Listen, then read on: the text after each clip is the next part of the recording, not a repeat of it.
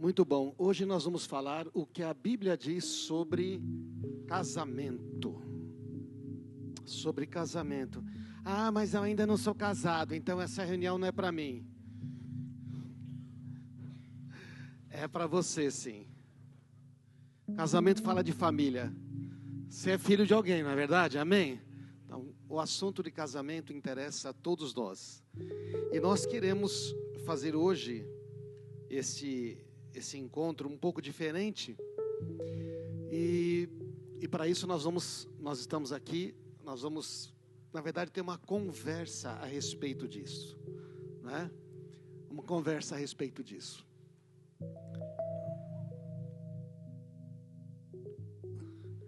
Casamento é um símbolo da união de Cristo e da igreja. Quando Deus fala sobre casamento, Ele está falando que, quando Ele pensou em casamento, Ele pensou em alguma coisa para ser feliz e duradouro. O que você espera do seu casamento? Ou se você não é casado, o que você espera quando você pensa em casar? Existe uma tendência hoje em dia, o pessoal não querer casar mais. Outro dia eu estava assistindo um filme romântico com a minha esposa, né? Ali. E aí, na hora do casamento, a mulher falou que ela nunca tinha pensado em casar. Aí o cara pega o anel e diz para ela: você quer não casar comigo? Foi tão tosco, assim, tão ridículo. De um texto tão, assim, não dá nem para desqualificar o suficiente, não é? Quer dizer, não, a gente não precisa casar para ser feliz, ou seja, eu quero viver da vida que eu quiser, e se eu tiver casado, aí eu não vou conseguir viver a vida que eu quero, do jeito que eu quero, do jeito que eu gosto. Então, mas só que na verdade, a verdadeira realização está quando a gente tem uma família. Talvez você não tenha mais família agora. Talvez você já teve. Mas você também tem filhos. E se mesmo que você não tenha filhos, você convive numa comunidade. Alguém vai perguntar para você: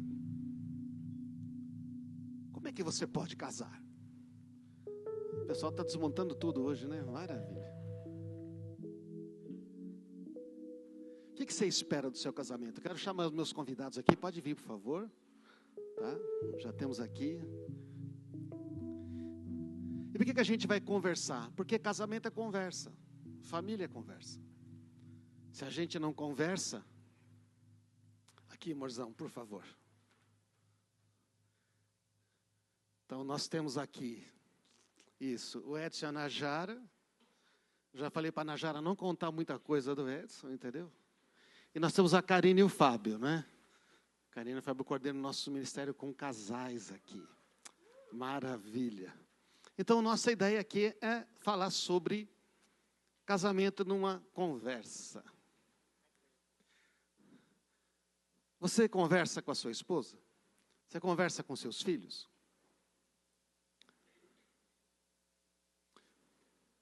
Pai, fala conosco hoje. Todos nós pertencemos a uma família. Casamento é um assunto importante. Todos nós vimos o casamento dos nossos pais, ou às vezes a gente não conseguiu ver. Mas o Senhor se importa com a família. E o casamento e os filhos são importantes para ti. Fala conosco hoje. Amém. Nós vamos falar sobre 3 princípios: o aliança, o amor, respeito e honra, e o acordo. Não é? E o primeiro ponto que a gente vai falar é sobre aliança. E esse é um texto que queremos deixar aqui. Filipenses 2:2. Completem a minha alegria, tendo o mesmo modo de pensar, o mesmo amor, um só espírito e uma só atitude. Então, quando a gente casa, quando a gente também procura alguém para namorar, a gente vai encontrar sempre uma pessoa diferente. É verdade ou não é? Porque você não suportaria casar com você mesmo, né? Alguém igual a você não aguenta. Já basta você, é verdade ou não? Então nós somos diferentes, temos opiniões diferentes, percepções diferentes, histórias diferentes, ideias diferentes, mas pensamos do mesmo modo. Porque pensar do mesmo modo não é pensar a mesma coisa. Pensar do mesmo modo está relacionado aos princípios e valores que temos em comum. Então, este é o conceito, então, de aliança, uma unidade de princípios e propósitos. A gente quer começar perguntando, o que impede um casal de ter o mesmo modo de pensar? O que impede um casal de ter o mesmo modo de pensar?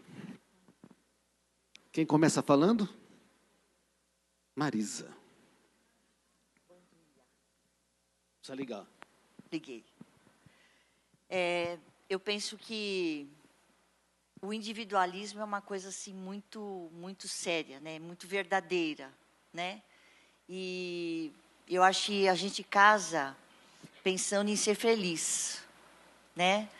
Mas acho que um ponto importante a se pensar é que você casa para fazer o outro feliz, né? Porque quando você está no centro, aí fica difícil, porque quando você está no centro só existe você, não existe a outra pessoa. Então, o que impede um casal de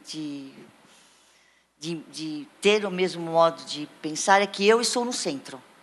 É a minha vontade, é o que eu acho, é o que eu sinto, é a minha história. Não importa o que você falar. Então, nós vamos para o casamento querendo ser amados, né? E você querendo ser ouvidos, querendo ser aceitos. Então, você coloca toda a sua necessidade, a sua ideia de amor numa outra pessoa. Só que você esquece que você é o agente dessa mudança e de fazer esse casamento dar certo. Muito bem. Uma outra coisa que eu vejo que nos impede de ter o mesmo modo de pensar é a bagagem que a gente traz do nosso contexto familiar, que muitas vezes é bem diferente. No meu caso do Edson, nós viemos de famílias muito diferentes, com valores diferentes, né? Então, cada um trouxe aquilo que achava que era casamento, né? Aquilo que achava que era importante. Então, a minha família, uma família totalmente desestruturada, bagunceira, briguenta, que fala alto, e eu achava que aquilo era família. Mesmo que fala alto? Né? Não. Ah lá, tá vendo? Ele já está me expondo. E a família do Edson é exatamente o oposto disso. Eles são centrados, equilibrados, eles falam baixo, né? Não tem briga, não tem discussão, eles se dão bem. Então, quando nós nos unimos, foi difícil chegar no mesmo modo de pensar, porque a gente tinha ideias de casamento muito diferentes, contextos familiares muito diferentes. Mas é interessante que, a partir do momento quando a gente forma a nossa família, a gente vai identificar coisas que não acontecia na antiga família. No meu caso, a gente não comemorava aniversários. Não tinha festa, não tinha algumas comemorações. E, a partir do momento quando nós formamos a nossa família, isso passou a existir. Então, é tão interessante que aquilo que não acontecia lá, que era algo bom, aos nossos olhos isso se tornou algo que, cara, não existia lá, mas na nossa casa precisa ter. Porque aqui agora é a nossa família. Então, nós comemoramos os aniversários, nós festejamos. Então, isso é o interessante da nova família, né? Quer dizer que o contexto familiar atrapalha muito, porque cada um vem com uma ideia. E aí, Karine e Fábio? Então, complementando, né, o que a Najara e o Edson colocaram, a gente também falou muito sobre os valores, né? O que é valor para mim? O que é valor para o Fábio? Né? Então, às vezes, os meus valores não são os mesmos dele. Se a gente não entra, né, a forma como a gente foi criado, né, como a Najara falou, cria valores em nós. Então, se a gente não alinha também os valores e cria os valores da nossa família, isso também impede a gente de ter o mesmo modo de pensar, porque os valores são diferentes. Né? Então, como o Edson falou, às vezes é valor para mim fazer aniversário, mas não é valor para ele. E aí? Então, não vamos fazer mais? Ou vamos fazer sempre? É o que a gente brincou do churrasco, né? Eu quero churrasco todo domingo, o Fábio não quer. E agora? Entendeu? Isso é um valor. Mas aí a gente entra no equilíbrio, faz só uma vez. Faz um churrasco para ela, faz churrasquinho, cara. Não, é que eu quero fazer. O bolso não está aguentando. Então, são os valores, né? Os valores são muito importantes. Quando a gente identifica os valores, aquilo que é importante, e aí a gente entra, né, numa linha. Então, vamos criar os nossos valores para que a gente crie o mesmo modo de pensar. Eu queria colocar aqui também que muitas vezes o que impede a gente quer repetir o histórico familiar. Às vezes o histórico familiar é bom, então a gente acha que tem que ser igual à casa dos nossos pais. Minha mãe fazia assim, meu pai fazia assim, não é? Eu sou o filho mais velho e a Marisa é a filha mais nova. Como é que é? A pequenininha, o bebê, né? Então, muitas vezes a bagagem que a gente traz da família dos pais pode nos impedir, né, de pensar do mesmo modo, porque a gente chega pensando de um modo que aprendemos a pensar. E aí, o que acontece, né? Eu, por exemplo, teve coisas boas na minha família, né, com os meus pais e tudo, mas teve coisas não muito boas. Eu casei muito preocupado em não repetir os erros do meu pai. Ninguém diz assim, você é igual ao seu pai, como elogio, né? Não é isso, não? Ninguém diz, você é igual à sua mãe, com um elogio. Geralmente é uma crítica. Eu estava tão preocupado em não ser igual ao meu pai, que isso me controlava. Então, enquanto me controlo, não consigo entrar em acordo com a minha esposa. Então, muitas vezes, a gente tem que olhar para o nosso histórico familiar e falar, peraí, estamos construindo a nossa família. Não é? O que é que Deus tem para a nossa família, não é? Muito bom. E o que é que pode levar a gente a pensar do mesmo modo? O que é que pode deixar a gente falar, nossa, começamos a entrar em sintonia? Então, aí a gente, na verdade, é legal porque isso, uma coisa sempre puxa a outra, não tem como separar, né? E o que pode levar a gente a pensar do mesmo modo é quando a gente reflete qual é a história que eu estou construindo da minha família. Porque eu tive a minha história com os meus pais têm a história deles, bacana, certo? Mas e a minha história? Qual é a história que eu vou contar para mim mesmo quando eu ficar mais velha? Qual é a história que eu vou contar para os meus netos da história que eu construí? Então, isso é muito importante, né? O que leva a gente a ter o mesmo modo de pensar é a história que nós dois estamos decidindo construir na nossa vida. A nossa história. Não repetindo do meu pai, né, da minha mãe e a forma como eu fui criada. Mas essa é a minha história, as escolhas que nós fizemos juntos, as decisões que nós tomamos juntos. Então, isso é muito importante, né? Se conhecer o seu cônjuge e você construir a sua história. E eu vejo também que uma coisa importante é ter conversas difíceis. Muitas vezes no casamento a gente tem um pouco de dificuldade de ter conversas difíceis, de ter assuntos que às vezes são pesados de tratar. Né? A gente não quer falar sobre coisas difíceis, mas as conversas precisam acontecer na nossa casa. Né? Falar o que é prioridade, o que é princípio, quais são as metas da nossa casa, quais são os sonhos para o futuro. O que nós queremos juntos. O que nós queremos juntos. E uma coisa que eu vejo é que, às vezes, a gente só senta para conversar quando a gente já tem um problema. A gente nunca conversa antes de ter o problema. E se a gente conversasse sobre dinheiro antes de ter dívidas? E se a gente conversasse sobre filhos antes dos nossos filhos terem problemas? Né? Então, a gente precisa ter conversas difíceis. E quanto mais a gente conversa, menos difícil fica. Né? Porque você cria uma unidade de pensamento. Sim. Vocês são né? Vocês entraram nessa unidade de pensamento, nós já entendemos. Se acontecer, a gente sabe como. E quando a gente conversa, a gente vai descobrir que não é nem a família dele e nem a minha. É uma nova família que nós estamos construindo. E isso vem por conversa. E aqui vai a minha dica para os homens. Homens não gostam de DRs. Homens não gostam de conversa. Né? Geralmente, quem gosta de conversa são as mulheres. Eu sei que tem exceções. Mas nós precisamos conversar. E a minha dica também fica para os namorados. Agora ele precisa falar, né? Ele também precisa falar. A minha dica fica para os namorados. A gente precisa começar a ter conversas difíceis no namoro. Descobrir quais são os valores no namoro para depois não descobrir durante o casamento. Sabe, um ponto importante também dessa conversa é a gente realmente entender e definir ali quem realmente é o nosso inimigo. Muitas vezes nós estamos dentro de um relacionamento e nós não conseguimos identificar que a nossa esposa, ou aí o marido, não é o diabo. Cara, pode parecer, mas não é. Né? Pode parecer. Mas realmente entender e definir que a nossa luta não é contra a nossa esposa, contra o nosso cônjuge. A nossa luta realmente é contra o diabo. Então, quando nós definimos e entendemos isso, esse bate-papo, essa conversa acaba ficando mais leve. Então, agora, quando nós olhamos para uma situação, cara, é você, aquela briga, aquela guerra entre um e o outro. Você vai conversar já armado, né? Chega armado. Vamos acertar um negócio aqui. Não. Identifica. A nossa luta não é contra a carne nem contra o sangue. A nossa luta não é contra a nossa esposa, não é contra os nossos filhos, é contra o diabo. Então, nós estamos juntos nessa.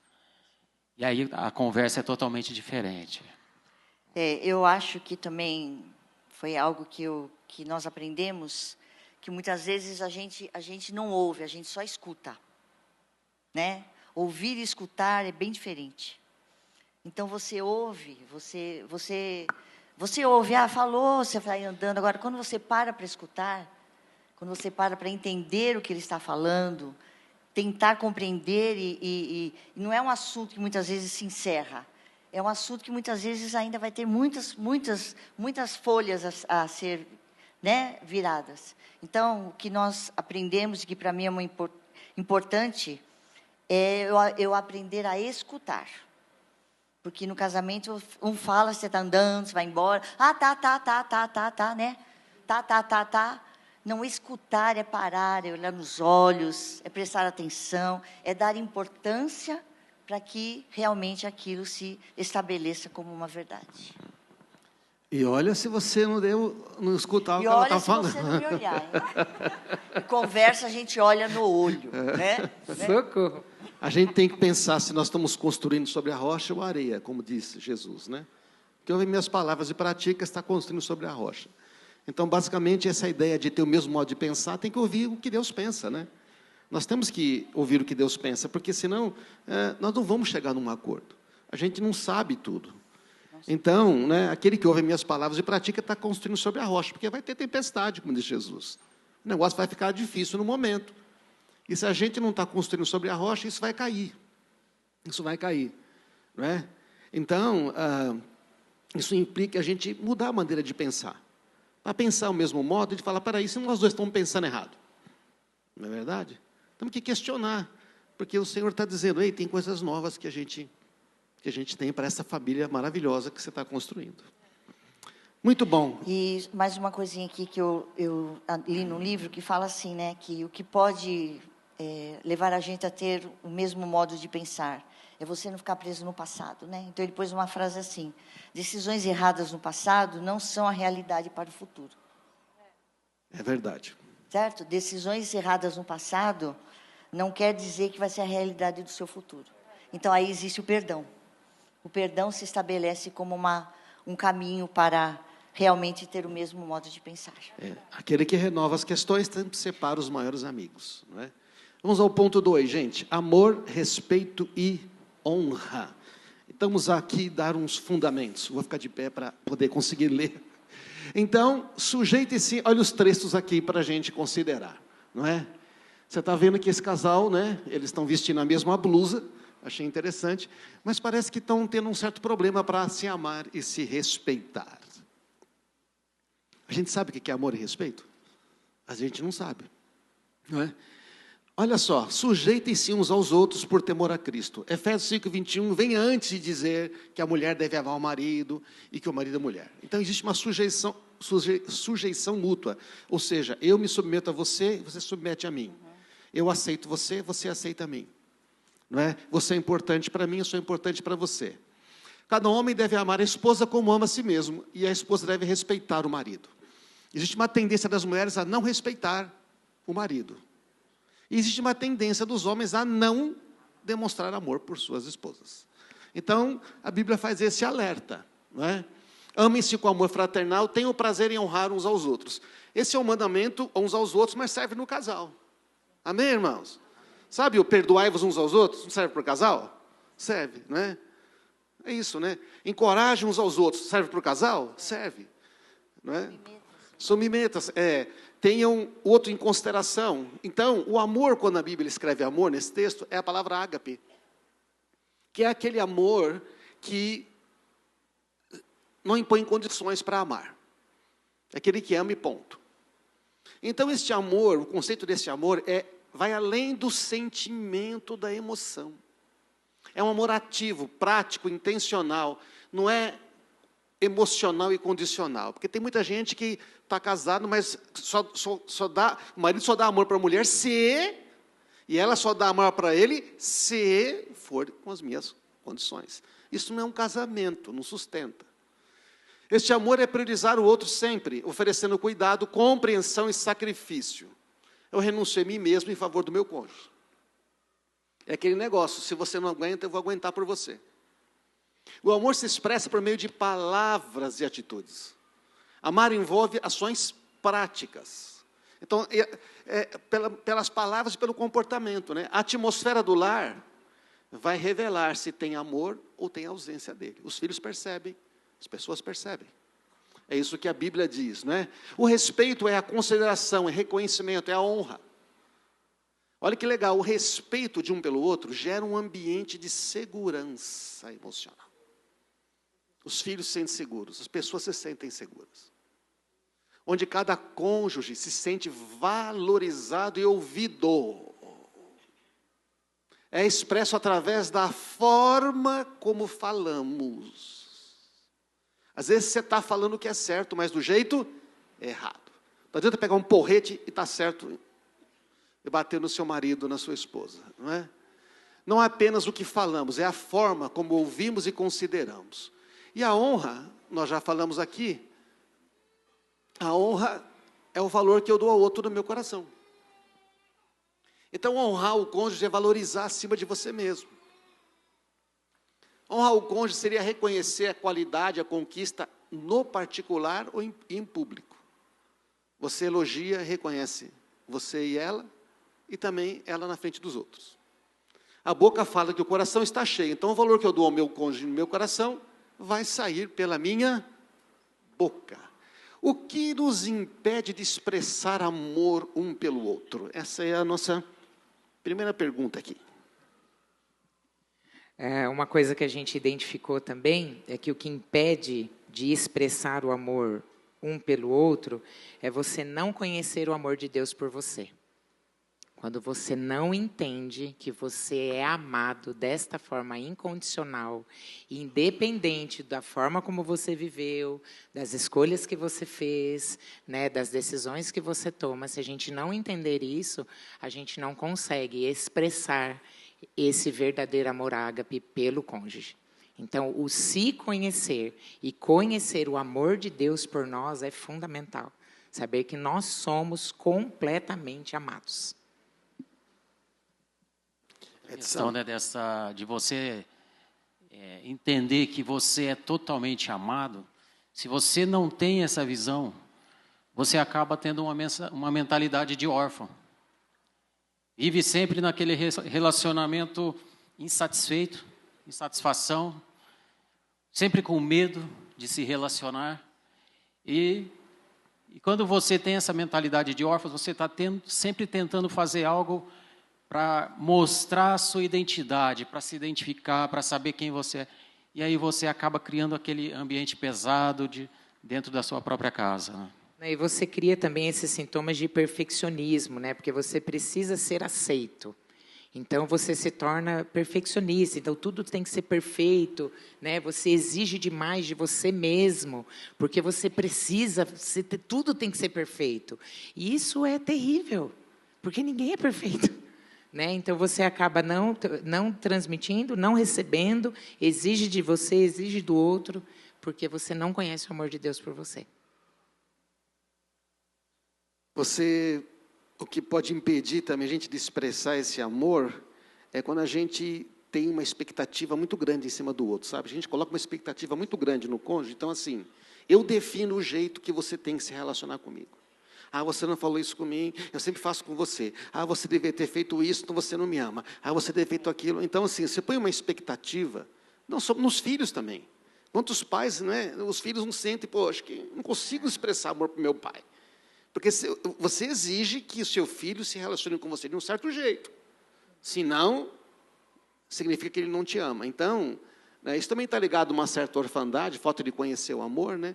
Porque se eu sei que eu sou amado, eu respeito a maneira como você expressa amor por mim. E muitas vezes isso impede, né, essa deficiência. E aí, Morzão? Eu pus o que impede a gente de se expressar é quando você tem medo de ser rejeitada. Então você diz sim para tudo, ou você diz não para tudo, porque você não quer ser rejeitada. Você tem medo de conflitos, tem medo de muitas vezes um confronto. Então você se coloca nessa posição de defensiva, né? E aí fica difícil você expressar amor, porque você fica encolhida, você não é expressiva, você não realmente não demonstra o amor que você tem pelo seu cônjuge. Sai ou do controle, tem que ser tudo como eu quero, ou quero agradar todo mundo. Você vai de um extremo para outro, e aí você não tem um ambiente onde se expressa amor, né? A gente pediu aqui, rapidinho aqui, para as mulheres, bem rapidinho, tá? Temos comentários. Quando uma mulher não se sente amada? Fala, Ana Jara, quando uma mulher não se sente amada? Quando não faz o que me agrada. Não faz churrasco. Quando não faz churrasco. Não faz churrasco todo domingo. Não me sinto amada. Eu acho que quando a gente quer falar de sentimentos e o marido quer resolver, né? Porque às vezes ele torna tudo muito prático, né? Ah, você está cansada no final. Hoje eu estou tão cansada. Vai dormir. Não. Às vezes o que a gente queria é um abraço, um colo, né? Você amar uma coisa, quer aí, conversar. Vamos para o hospital. Os caras já tá doente, toma remédio. Às Só vezes as eu falo, mulheres, amor, só as mulheres. Eu tô com dor nas costas. Vamos pro hospital. Toma uma massagem, um Dorflex. Às vezes o que a gente quer é um carinho, uma massagem, uma atenção, olho no olho, né? Fala, É Karine. prático. Vocês são muito práticos demais. Quando que uma mulher não se sente amada? Você já falou? É só o churrasco? Não, A gente faz churrasco para ela. quando não faz, de repente, aquilo que é importante para mim. Então, não é só isso, né? Eu dei um exemplo, mas quando, de repente, eu gosto de, sei lá, ir no culto de manhã. Ah, não, eu quero ir de noite. Aí, pô, então vamos de noite. Aí, sabe aquelas coisas? Não faz aquilo que, de repente, me agrada. Eu não me sinto amada. São exemplos, mas é no modo geral. E você, amor? São tantas coisas. Aqui é o nível vai a hard, exposição. né? São tantas coisas que eu tenho que resumir. Aqui é um nível mais elevado. Aqui já são 40 anos de casamento, então você começa... Mas o que realmente eu não me sinto amada quando eu não tenho a sua atenção. E a minha atenção não é uma qualquer atenção. É uma atenção realmente que é uma atenção. Entenderam, homens? Entenderam? Pare tudo É que uma está atenção fazendo. que envolve eu ser ouvida e escutada. E olho no olho. Para mim é esse a minha linguagem. Viu, César? Fala Deus. Entendeu? Fala, Deus. Esse negócio de DR em público é terrível, né? O que nos ajuda a expressar amor um pelo outro? Eu acho que a coisa que mais ajuda a gente a expressar o amor é conhecer o que é importante para o outro. O que é valor para o outro. E como o outro se sente amado. Né? E, em especial, uma coisa que foi muito importante no nosso casamento, bem no início do nosso casamento, foi o livro As 5 Linguagens do Amor. E isso foi um marco no nosso casamento, porque nós expressávamos o amor de maneiras opostas. Né? Então, eu vou falar rapidinho aqui, as 5 linguagens de amor, é o toque físico, o tempo de qualidade, o dar e receber presentes, palavras de afirmação e ações de serviço. Isso é a maneira básica de como a gente expressa o amor, né? E eu vou dar o exemplo meu e do Edson aqui, é que a minha linguagem de amor era o toque físico. Era, não, é. Eu falo pegando nas pessoas, né? A minha linguagem de amor. E do Edson é atos de serviço. E quando a gente casou, o Edson chegava do trabalho e ele ia para a pia, ele ia para a cozinha, ele ia ver se tinha roupa na máquina para estender. Olha o homem, gente! Eu falava... As mulheres aplaudiram aí. E ela nada. Eu ficava extremamente triste, angustiada, porque eu falava assim, ele está falando que eu não fiz o meu trabalho direito. Mas você deixou a louça Ele lá, está dizendo que eu não fiz o meu trabalho, que eu não sou uma dona de casa, que eu não... Isso, para nós, era um problema. Eu queria que ele chegasse do serviço, sentasse no sofá, me desse um colinho, um ombrinho, um cafuné. E aí depois lavasse a louça, brincadeira. Uma coisa não impede a outra. Né? Mas uma coisa importante é que, às vezes, a gente quer fazer para o outro o que é importante para a gente. E não está errado, porque ele continua me servindo com atos de serviço, e hoje eu também reconheço que é uma maneira dele de expressar. Mas ele entendeu que eu preciso de toque físico, eu preciso de abraço, eu preciso de beijo, eu preciso de colo. E eu também entendi que o que ele gosta, eu sirvo a comida dele no prato, eu preparo a roupa para ele antes dele sair do banho, já está a roupa separada. Né? Então, a gente descobriu como o outro expressa o amor. Você sabe como o seu cônjuge expressa o amor? Seus filhos, o que é importante. Por exemplo, a Má falou aqui de dar atenção, é tempo de qualidade. Então, a linguagem de amor da Marisa é tempo de qualidade. Né? Então, se o César quer agradar a Má, tem que dar tempo de qualidade. Amém? E o meu, o que é, amor? O que é o meu, amor? Presentes também. O que será que é o meu, amor? Estamos ao vivo, gente. Se controlem. Se controle. Edição. Mas agora eu aprendi, né? Então eu chego primeiro, dou um abraço e aí depois eu vou auxiliar. Então, mas sabe, essa forma de expressar, muitas vezes a gente está dentro da igreja e a gente começa a olhar as pessoas lá fora, o perdido, as pessoas que estão na rua, as pessoas que o Senhor colocou no nosso coração. Isso é importante, mas uma coisa dentro da nossa casa que a gente precisa entender é o seguinte: ter empatia pela pessoa que está ao nosso lado. É isso aí. Olhar a pessoa que está ao nosso lado com compaixão. Muitas vezes nós olhamos as pessoas que estão lá fora. Tudo aquilo que acontece, as situações, eu tenho compaixão do perdido, mas nós olhamos para dentro da nossa casa, nossa esposa, nosso cônjuge, os nossos filhos, falta compaixão, falta empatia, estar no lugar, se colocar no lugar da pessoa que está ao nosso lado. Muitas vezes a questão do julgamento. Nós chegamos, muitas vezes olhamos diretamente com julgamento. Nós julgamos a situação, nós pontuamos, nós apertamos. E isso acaba demonstrando uma falta de amor. E uma palavra muito conhecida, amar é melhor do que estar certo. Isso aí. Nós precisamos entender isso. Cara, eu prefiro amar do que ter a minha razão, do que estar certo, que colocar a posição. Amar é melhor do que ganhar a discussão. Muitas vezes nós temos esse desejo, a minha opinião precisa valer. Se eu não ganhar, aí vira competição. Não tem a empatia, não tem a compaixão. Então isso é o que nós precisamos ter dentro do relacionamento.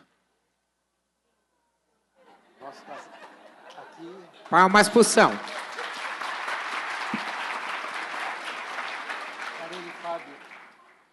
Acabou a bateria aqui? Eu vou falar sobre a questão, o que pode, né, ajudar a expressar o amor também, é você demonstrar o amor por pequenas coisas. São pequenos gestos, né, no dia a dia. E o que a Najara comentou da questão da linguagem de amor, isso, gente, é fundamental, não só para o casamento, mas para os filhos, para a equipe de trabalho, para amigos, para líder, para tudo. Você conhecer aquilo que abastece a pessoa de amor. Né? Então, eu e o Fábio, a gente conhece a linguagem de amor, e eu sei que, para ele, é muito importante ações de serviço. Então, tudo que eu faço para ele em relação ao serviço, ao nosso trabalho, nós trabalhamos juntos, e isso, ele se sente completamente amado.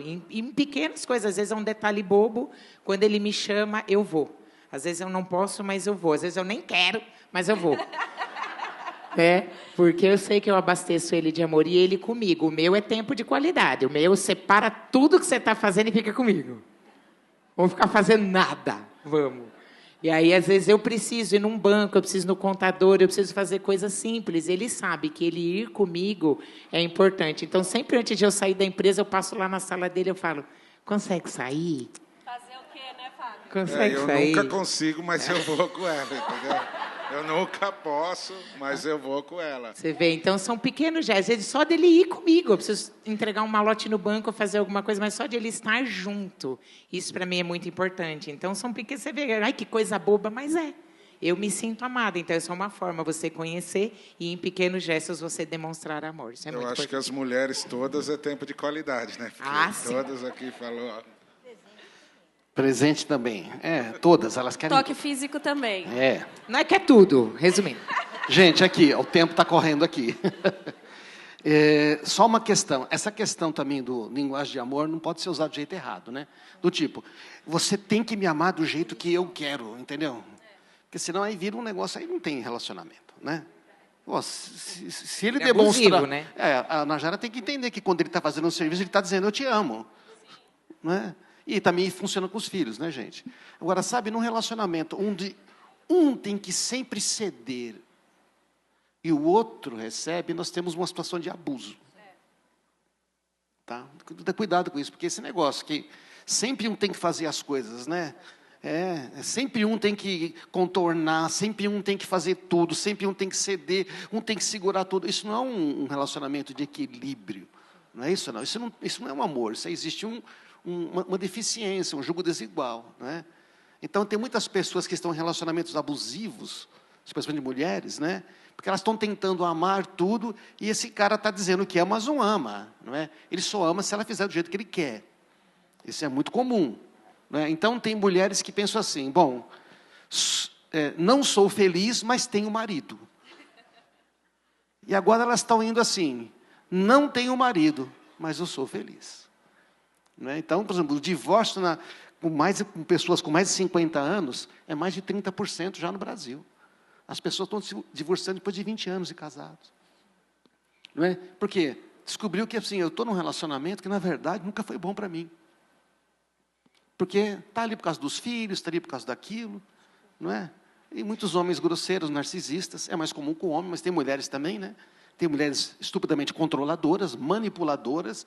Não fez, fica doente, dá um jeito de ir para o hospital, vai morrer, fica todo mundo em volta. Não é? E tudo, o que tem, tudo. Então manipula tudo, porque no final tem que fazer como ela quer. Então esse tipo de coisa, gente, não precisa, né? Precisa de um tratamento, é um negócio sério. Né? Vamos aqui avançando, porque o tempo está correndo. Como honramos e respeitamos de maneira prática?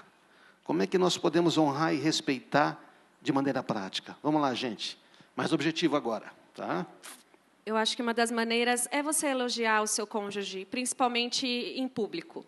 Né? Elogie na sua casa, valorize as pequenas coisas. Né? O marido lavou a louça, não vai lá falar que está mal lavado. Elogie, obrigada, você é um bom marido. Você está melhorando. Nos pequenos detalhes. Né? Então, elogie. E aí eu vou falar para você, às vezes você vai dizer assim para mim, Narjara, mas eu nunca me elogiaram. Comece com pequenos elogios, agradeça, seja grato ao seu cônjuge. Né? Aí o elogio e a gratidão fazem toda a diferença. Isso honra e respeita o seu cônjuge. Fazer pergunta para os homens aqui, não é? O que é que um homem considera uma falta de respeito? O que é falta de respeito para um homem? Bom, eu acho que uma falta de respeito é quando o homem quer expressar, quer falar, e a mulher chega logo e corta. Encerra a conversa. Eu não faço isso. Corta direto. A gente faz assim, parabéns! Acabou a conversa. É para os homens responderem, vocês se controlam. Desculpa. Corta o microfone delas, por favor. Eu tá também... tudo certo, né? Oi? Tá tudo certo, já encerra a conversa e pronto. Nós falamos a mesma coisa. Quando a Marisa corta o assunto, ou então ela dá uma resposta do tipo, você sabe tudo. Isso. Elas não fazem, elas são todas perfeitas. As mulheres são iguais, né? Elas são todas andando, perfeitas, né? Fica quieta. Não fala delas que elas te pegam o negócio. Fala aí, Fabião, como é que sente desrespeitado? Não, é isso, né? A Karina, ela fala bastante, né? Já perceberam? E Calúnia. Quando ela fica quieta e sai andando e tal, eu me sinto muito desrespeitado nesse sentido. Então, ela sai andando. Existem momentos que eu fico quieta. Então, ela sai andando, não é? Ou então, quando assim, você já sabe tudo. Então, eu sei, tá bom. Né? Ou então fica mudo. Quando você pergunta, você está bem? Então, Não quero falar agora. Quer dizer, mas eu quero te ouvir. Então, às vezes tem uma pessoa que quer tempo de qualidade quando eu não quero falar. Então, isso é uma falta de respeito. Por quê? Não é verdade? Então, são coisas que acontecem, né? Então, eu acho que as mulheres precisam ter a percepção do que é falta de respeito para o seu marido. E os homens têm que ter a percepção do que é falta de amor para o pai da sua esposa. Não é verdade? Não. Então, e como é que a gente, então, respeita e honra de maneira prática? Mais algumas coisas, por favor. Quer falar, amor? Eu creio que o respeito de maneira prática é realmente eu ter em alta consideração aquilo que ele está falando. Mesmo que eu não concordo. Eu não concordo. Não pensei assim. Mas eu deixo a pessoa falar até o final. Não fico cortando, podando, né? Está podando. Então, aí realmente é um casamento que não existe a comunicação, né? Porque a comunicação é algo que a pastora Sueli falava isso, que a comunicação, quem inventou foi Deus. Deus estabeleceu a comunicação. Mas aí o diabo veio e colocou, né? Dúvida, colocou, então aí a comunicação ficou meia falhada. Então, eu creio que eu aprendi a fazer isso. Eu ouço até o final, né? Para depois, as minhas conclusões ficam assim, um pouco mais demoradas, para que realmente eu possa entender o que ele está falando e a gente possa avançar. O casamento me sinto respeitado quando ela demonstra interesse. Porque, às vezes, no começo, ela simplificava muito. Não, isso aí... Ela não queria saber de certas coisas para mim que eram importantes. Eu falei, tá, você não precisa entender de programação, da tecnologia, ou você não precisa entender lá o que eu faço. Mas você podia me ouvir quando eu não consigo. Acho que eu não vou conseguir lidar com certas coisas. Então essa questão de que, né, você resolve, é simples, né, é um assunto seu, não existe assunto meu, não existe assunto dela. Só existe assunto nosso, não é, irmãos? Isso tanto vale para pais e filhos também. Uma vez eu falei para o meu filho, eu já tive a sua idade. Eu sei que você está passando por coisas assim, assim. Eu lembro que ele olhou para mim, regalou o olho e falou, E tem pais, às vezes, que esquecem de dizer aos filhos que eles sabem como eles se sentem, porque tem a idade deles. Isso é uma demonstração de amor, de respeito e de honra. Gente, César, isso é interessante que muitas vezes o homem, quando ele chega do trabalho, a mulher ela quer se expressar, ela quer falar, ela quer contar o dia. E lá em casa acontece ao contrário também. Muitas vezes eu chego, eu quero compartilhar o que foi na empresa, e a Najara, ela faz isso muito bem. Ela ouve, ela para, ela senta.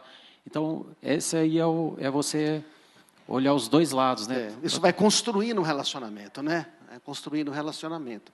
Por final, vamos falar de acordo. Temos aqui alguns minutos finais. Não é? O que é o acordo? Segundo a Bíblia, são duas pessoas não andarão juntas se não estiverem de acordo. Não andam. Não é? Também lhes digo que se dois de vocês concordarem aqui na terra a respeito de qualquer coisa que pedirem, meu Pai no céu os atenderá. Então, um acordo é muito importante. E o Colossenses 3, 13 e 14 diz, sejam compreensivos uns com os outros. Perdoem quem os ofender. A pessoa que mais ofende a Marisa sou eu, porque vivo com ela 24 horas. Então, a tendência de nos ofender é maior quanto mais nos relacionamos, não é? Então, o que diz a palavra? Lembre-se que o Senhor os perdoou de modo que vocês também devem perdoar. Acima de tudo, revistam-se do amor que une todos nós em perfeita harmonia. É muito difícil você chegar num acordo se não tem amor, se não tem respeito, e se vocês não têm uma aliança, mesmos princípios e propósitos. Tem gente que está brigando o tempo todo. Por quê? Primeiro, que eles não querem a mesma coisa. Segundo, que não demonstram amor e respeito.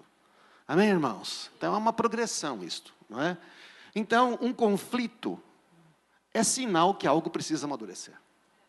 Esse é o primeiro ponto que temos que entender com relação, não é? Especialmente no casamento. Vale para tudo. Não existe concordância sem entendimento, gente, isso é muito importante. Se eu não entender você, se você não me entender, nunca chegaremos a um acordo. Sem entendimento, o diálogo se torna uma batalha, né? Uma queda de braço, para saber quem está certo e quem está errado. Um começa a desqualificar ou invalidar os sentimentos e as necessidades do outro. Isso é o que acontece, não é? Quando existem aquelas brigas, né? Começa a diminuir. Isso aqui, você é aquilo, é a linguagem violenta. Você nunca, você sempre, você é. E o resultado, então, o que acontece? Mais desconexão, medo e a falta de confiança. E por fim, né? Para que haja entendimento, tem que falar o que está no coração. Eu sei que está errado, mas eu sinto isso. Nem sempre o que a gente sente é certo, mas tem que falar o que sente, amém? E o outro tem que entender que é o que sente, embora não é o que deveria ser. Então, o primeiro objetivo da conversa é o entendimento, não a concordância. Você entendeu o que eu falei? Né? Se ela fala para mim, eu consigo repetir para ela, ela fala, é isso? Então nos entendemos. Se eu falo para ela, ela consegue repetir o que eu disse. Então, amar é melhor que ter razão. Amar é melhor que ganhar a discussão. Né? Por que não chegamos a um acordo? Então, e aqui eu tenho um exemplo bem prático, né, que aconteceu com a gente o ano passado. O Fábio, a gente tinha uma estrada, né, um carro, e aí a gente estava num momento de conflitos no nosso casamento. E aí ele virou para mim um dia e falou assim, eu vou vender a estrada. Aí eu fiz para ele, tá, pode vender. Bem participativa, né? Só fiz assim, tá, venda. Eu estava indiferente da decisão dele. E aí passou. Anunciamos em várias agências, conversamos com alguns amigos e tudo. E a estrada ficou lá na garagem da nossa loja 6 meses. Pegando pó, a gente pagando parcela, renovando seguro, mó BO. E ela parada lá, não ligava a estrada. Ele ligava lá de vez em quando por causa da bateria, né? Eu falava, deixa eu ligar essa estrada aqui. E ele tinha decidido vender. Passados esses 6 meses, depois daquele piripaque todo meu todo que vocês sabem, a gente foi acertar os conflitos, conversar sobre várias situações e tal. E aí a gente chegou no tema estrada. Quando eu virei para ele e falei assim, por que você queria vender a estrada? Ele falou assim, porque a gente não usa. A gente está com um carro parado há 6 meses na garagem, juntando pó, pagando prestação, renovando seguro, um baita de um preju. E a gente podia vender e aplicar o dinheiro. E viajar para a Disney. Ai, que susto. Né? E aí, quando eu entendi o que estava no coração dele, porque eu não tinha perguntado, eu estava indiferente. Então, a gente tinha uma situação a resolver, eu indiferente, não entendi o que estava no coração dele, a gente não entrou num acordo. Quando eu entendi, naquela noite, eu lembro até hoje, nós conversamos de noite em casa, eu falei, putz, agora eu entendi. Por que você quer vender? Ele falou, tudo bem, então, para você? Eu falei, não, então tudo bem, vamos vender a estrada. Gente, no dia seguinte, 8 horas da manhã, o cara da agência ligou, Fábio, vendi sua estrada, o cara está vindo buscar de Pouso Alegre, pode tirar tudo que está dentro dela. Maravilha. Então, o acordo, o casal andar em concordância, em acordo com... Isso é só um exemplo, né, gente? Porque são N situações. Quer dizer que quando não há acordo, pode ser que muitas coisas estão sendo impedidas, né? Quer dizer, não tem acordo na oração, a oração não é ouvida. Quando existe um desacordo na casa, gente, quer dizer, se 2 de vós concordarem, será feito, mas se não concordar, não vai ser feito. Funciona simples assim, não é? Najari Edson, fala aí sobre a questão de acordos de vocês. A questão de acordo lá, eu acho que, em caso, o que era mais difícil a gente entrar em acordo era quando a gente ia falar de dinheiro. Falou que ia sentar para conversar de dinheiro, finança, planilha, o negócio ficava estreito em casa. Por que era difícil entrar nesse acordo? Porque eu sabia que a situação estava mal administrada. E quando tem alguma coisa que não está funcionando, que está meio escondido ali, a gente não quer colocar para fora. Então, isso acaba, se tornava algo difícil de entrar num acordo, a questão financeira. E é tão importante quando a mulher sabe o que está acontecendo financeiramente, quando os dois sentam para falar sobre aquele assunto, né? Isso traz segurança para a mulher, porque aí ela sabe o que ela precisa economizar, o que ela precisa, né, enxugar na planilha. Então, Quando a gente entendeu a importância disso, nós colocamos toda a nossa parte administrativa financeira em ordem, porque nós começamos a sentar, a conversar e a tratar e a chegar num acordo de como nós iríamos gastar o dinheiro. É uma conversa chata, mas é necessária e nós precisamos fazer isso. Isso hoje não é mais um problema, graças a Deus. Já parou de gastar. Ainda não, mas eu creio. Só fé não adianta, precisa de prática nesse negócio. Entendeu? Mas a gente hoje não é tenso mais, porque nós conseguimos nos organizar. E só pôde ter organização a partir do momento que tudo veio à luz e pôde ser resolvido, né? E não ficou escondido. E isso trouxe segurança para nós. Em casa quem gasta mais sou eu, gente. Gente, e questão, né? Que tipo de situação é difícil entrar? Então, tem situações, né? Falamos aqui questões financeiras, questões de decisões, né? Filhos também, às vezes, a maneira como queremos tratar os filhos é uma coisa que tem dificuldade. Nós aprendemos nunca a brigar com na frente dos nossos filhos, né? E fizemos sempre isso. Quando a gente não conseguia, né? Eles logo ficavam, né? Uma vez a gente brigou meio que em público, eles já eram meio grandes. Gustavo passou na sala e deu uma peitada em mim. E aí, você vai acertar com a mãe ou não? Não mexe com a minha mãe. Porque é importante, né? É importante para eles estarmos juntos. Questões de parentes, né? Nós tivemos um conflito muito grande quando a mãe dela teve que morar com a gente. E o negócio foi difícil, né? Porque a Marisa ficava no meio, queria proteger. Então, a gente não chegava num acordo. Não é, amor? Então, a gente achava que a mãe dela era o problema. Ela já está no céu com Jesus, não é verdade, não? E uma mulher de Deus, tudo. Fala aí. Mas éramos nós, né, amor? Nós é que não tínhamos a maturidade, né? E muitas vezes a gente não chega no acordo porque tem situações que você vai ter que dizer não para aquilo. É verdade. Você vai dizer não para aquilo. E às vezes eu tenho essa dificuldade de dizer não. Então eu sou mais, né? Quero sempre tudo. Conciliar tudo. Conciliar tudo. Então, para mim, foi essa dificuldade. Eu não sabia dizer não para chegar no acordo com meu marido. Mas aí depois eu fui, né, entendendo que isso é o que faria, traria transformação e cura para aquela situação. E aí, quando nós conversamos, e ela falou assim, tá bom. Eu falei, amor, deixa eu me posicionar. Eu preciso colocar os limites. Sabe, às vezes temos que colocar limites para os filhos. A gente está brigando com o seu filho, basta dar um limite e dizer para ele, se você ultrapassa esse limite, vai acontecer alguma coisa. Então, quando nós entramos em acordo, para até hoje, falei, deixa que eu sei, você quer que eu amo a sua mãe? Eu que tive a iniciativa de trazer ela para casa, eu amo ela. Só que ela precisa dar um limite para ela. Eu fui lá, falei, não é? E, assim, não era muito fácil falar com a dona Lídia, né? Porque ela é muito firme. Só que eu falei assim, aqui é a minha casa, não é mais a sua casa. Na minha casa, nós temos a nossa família. Aprendemos coisas boas, mas aqui funciona assim. Com os meus filhos trato eu, não admito interferência aqui, mas aceito o seu conselho, fala comigo. Porque é assim que tem que fazer. Se eu quiser falar algo para a filha do Gustavo, ou para os meus netos, eu falo com os pais deles. Eu não sou o pai deles.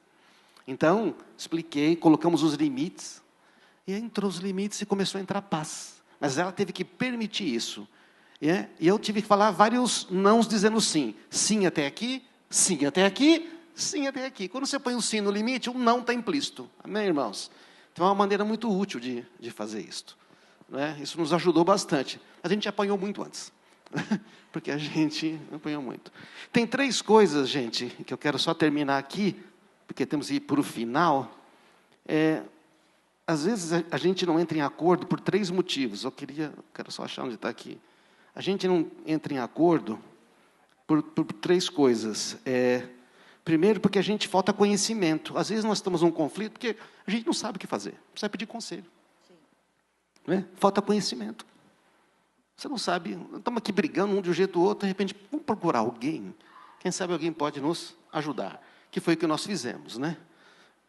Aliás, nós erramos muito porque não atendemos o conselho sobre, né, como lidar com os sogros. Né? É outra coisa também que muitas vezes a gente se perde, a gente não chega, é porque a gente não para entender o que o outro pensa. E a terceira coisa que já falamos é porque a gente não se ama, não se respeita, tem muita pendência, sabe? Tem muita coisa debaixo do tapete. E quando chega um conflito, começa a trazer todas as coisas do passado. Aí quando você traz coisa do passado, gente, não vai resolver nunca nada. Uma coisa também que é importante é a forma como se fala. Cuidado com palavras depreciativas. Você é burro, você é chato, você é ignorante. Essas palavras, nunca a gente vai chegar num acordo se tem grosseria. Né? Se tem uma coisa que nós não podemos aceitar nas nossas casas, é grosseria, palavras rudes, palavras ásperas. Né? O Senhor nos tem dado tantas palavras boas, né? Então nós precisamos não aceitar mesmo. Eu lembro uma situação bem rapidinha que o Edson, eu falava muito que ele era muito lerdo. Você é lerdo, você é lerdo. E um dia ele chegou para mim e ele falou, eu gostaria que nunca mais você falasse assim comigo. E naquele dia eu pedi perdão para ele, e naquele dia, logo no início do nosso casamento, nós fizemos um compromisso de nunca aceitarmos nenhuma palavra negativa e rude um com o outro. E desde então, isso é um valor na nossa casa. Então, cuidado com a forma como a gente fala. Né? A altura, gritaria, que é a minha fraqueza. Né? Então, às vezes não é o que a gente fala, mas a forma como a gente fala. Amém, irmãos? Temos que terminar aqui. Obrigado aqui aos nossos amigos.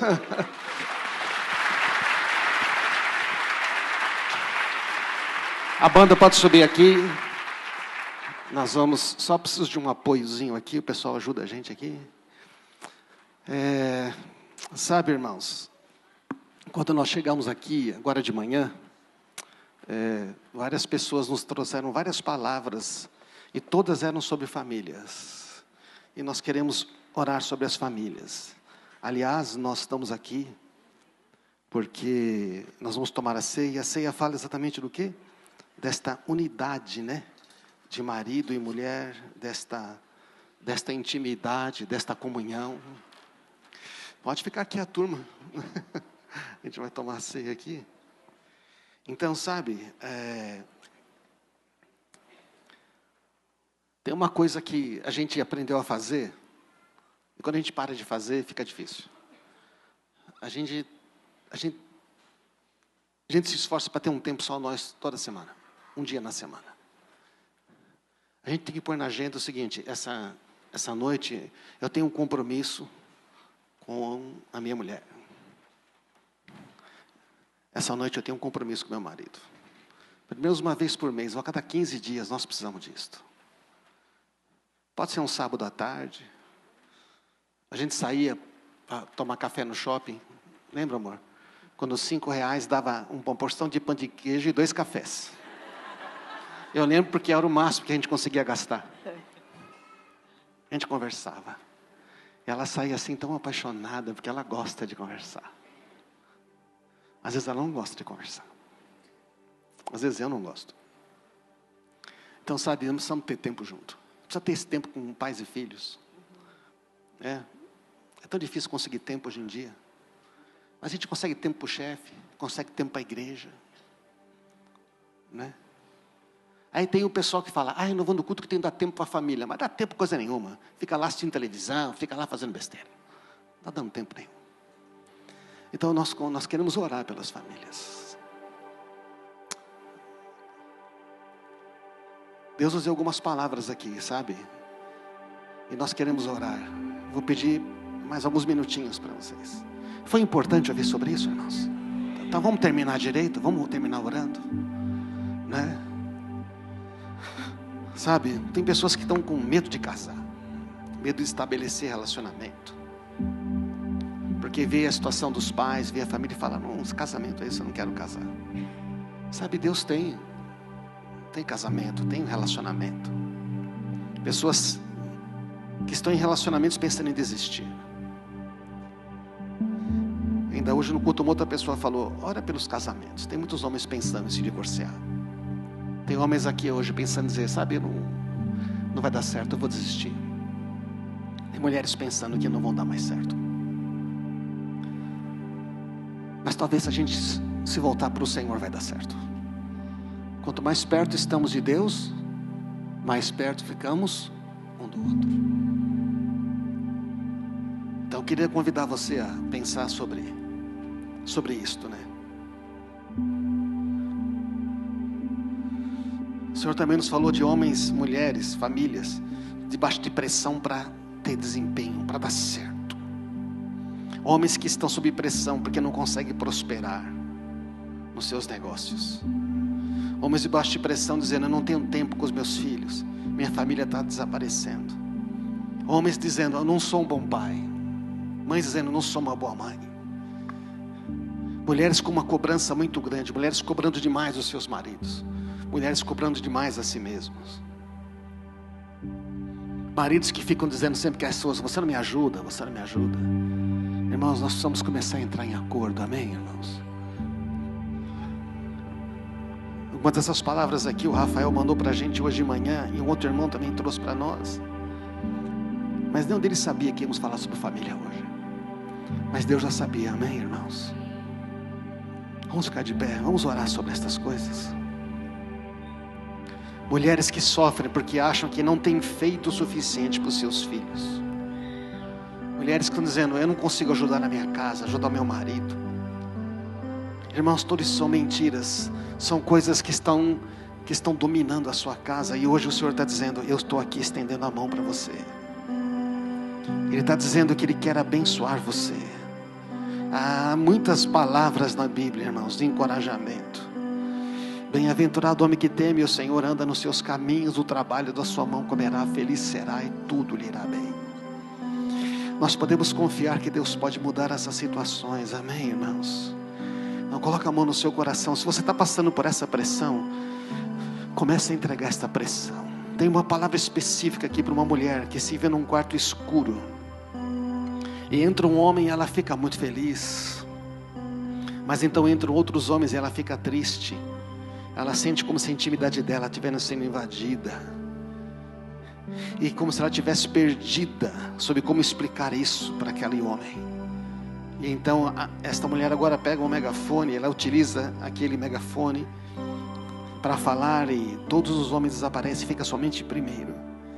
E o Senhor está dizendo para esta mulher que há uma sabedoria, uma autoridade sobre ela, que ela tem que se posicionar, porque Deus vai honrar este posicionamento.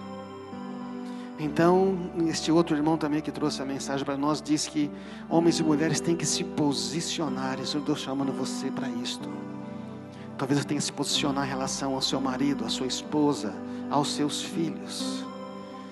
Talvez você tenha que se posicionar diante de Deus hoje e dizer: eu não vou abrir mão da minha família, eu não vou abrir mão fácil desse relacionamento.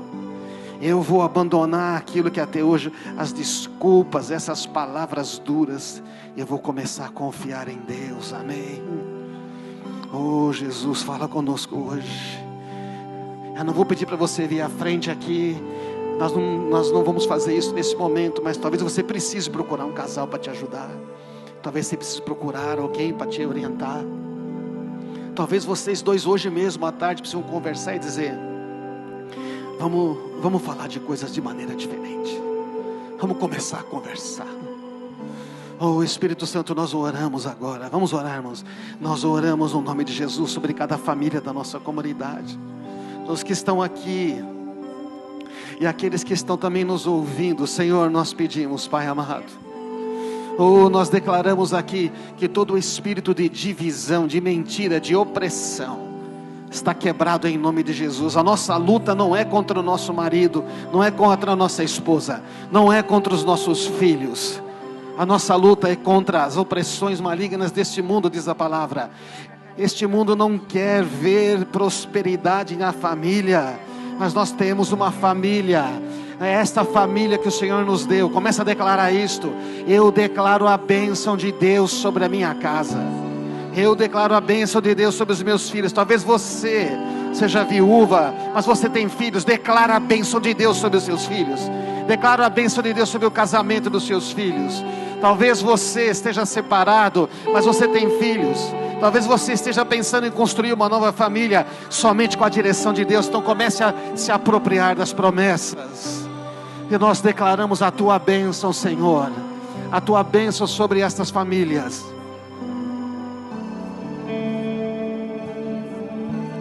Oramos pelos adolescentes e jovens que estão aqui. Talvez estejam pensando em não ter família. Joga essa mentira fora. Deus tem a pessoa para você, ela já existe. Ela é a pessoa certa para você. Começa a jogar esta mentira fora. Declara: Senhor, eu quero construir uma família, porque a família representa o teu reino, é o Cristo e a igreja. Nós declaramos isto. Nós declaramos isto no nome de Jesus sobre as famílias.